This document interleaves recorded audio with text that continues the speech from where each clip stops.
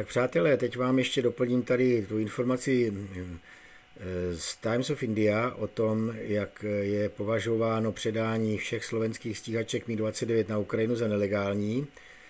Teďka v období vlády Roberta Fica, tak tady si pustíme pana Melichera, on vám to tady ještě dovysvětlí. Je to spíše pro české posluchače, ale samozřejmě že tady Slováci se na to rádi podívají také, si myslím.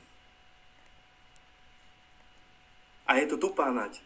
Pravda konečne vychádza najavo a opäť raz vás usvedčuje z klamstva. Dnes verejný ochranca práv pán Dobrovodský zverejnil správu, ktorá v podstate potvrdzuje to, čo hovorím ja už niekoľko týždňov.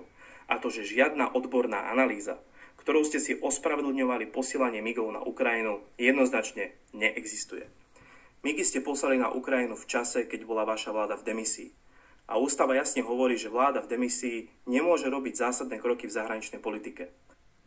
Tak já děkuji za upřesnění posluchačů ze Slovenska, že tam jsem nazval tu vládu Naďovu úřednickou, nebo teda tu Hegerovu vládu úřednickou, to byl překlad jenom z angličtiny, takže to je vláda v demisi, teda to byla. Tak děkuji za upozornění.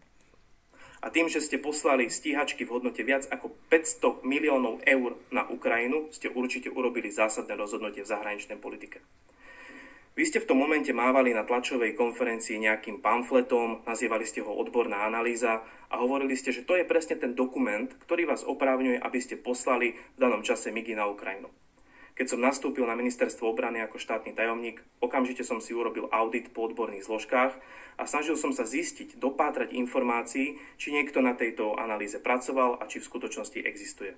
Výsledok, tuším, nikoho neprekvapí. Takáto analýza jednoznačne neexistuje, nikto na nej nerobil a ten pamflet, ktorým ste mávali na tlačovej konferencii vy, bola iba nejaká pomôcka, ktorú vám tu niekto vypracoval, aby ste si možno vnútorne ospravedlnili krok, ktorý ste spravili. A dnes to už potvrdil aj verejný ochranca práv. Máme to čierne na bielom a ja podniknem právne kroky.